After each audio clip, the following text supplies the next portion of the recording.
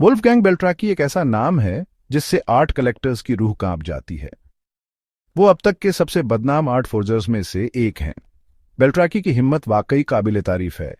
वो बस पेंटिंग्स की नकल नहीं करते थे, वो मशहूर कलाकारों के स्टाइल में बिल्कुल नई पेंटिंग्स बनाते थे। सोचो, एक नई पिकासो या मैटिस की पेंटिंग मिली है, लेकिन असल में वो कभी उन कलाकारों ने बनाई ही नहीं।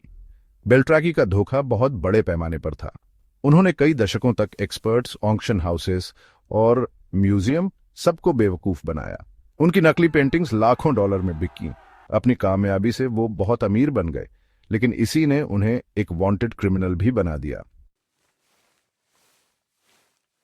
बेल्ट्राकी की कामयाबी का राज आर्ट हिस्ट्री की उनकी गहरी समझ थी। वो सिर्फ स्टाइल की नकल नहीं करते थे, वो जिन कलाकारों की नकल करते थे उनकी तकनीक, मटेरियल और यहां तक कि उनकी सोच को भी समझते थे। वो पुराने कैनवस और उस जमाने के पेंट्स इस्तेमाल करते थे। वो क्रैक्युलर तक बना देते थे, यानी पुरानी पेंटिंग्स पर पड़ने वाली बारीक दरारें।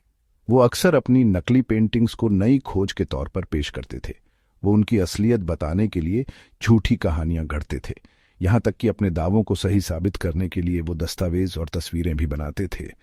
आर्ट की दुनिया, जो खोई हुई मास्टरपीसेस के लिए बेताब रहती है, अक्सर उनकी बातों पर यकीन कर लेती थी। कोई अपनी जिंदगी ऐसे झूठ बोलने में क्यों लगाएगा? बेल्ट्राकी का कहना था कि उन्होंने ये सब आर्ट के प्यार के लिए किया। उन्हें एक्सपर्ट्स को बेवकूफ बनाने में मजा आता था।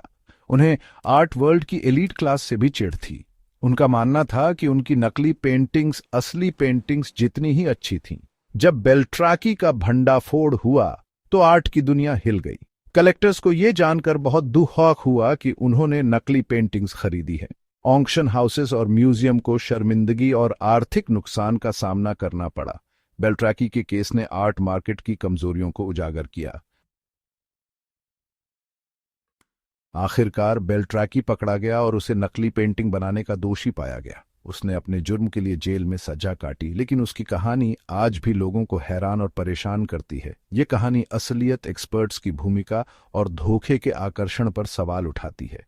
बेल्ट्राकी के केस ने आर्ट वर्ल्ड को पेंटिंग्स की असलियत जांचने के अपने तरीकों पर फिर से विचार करने पर मजबूर कर दिया। इससे वैज्ञानिक विश्लेषण और इतिहास रिसर्च में सुधार हुआ। सबसे जरूरी बात, ये एक सबक बन गई। इसने हमें याद दिलाया कि सबसे तेज नजर वाला इंसान भी धोखा खा सकता है।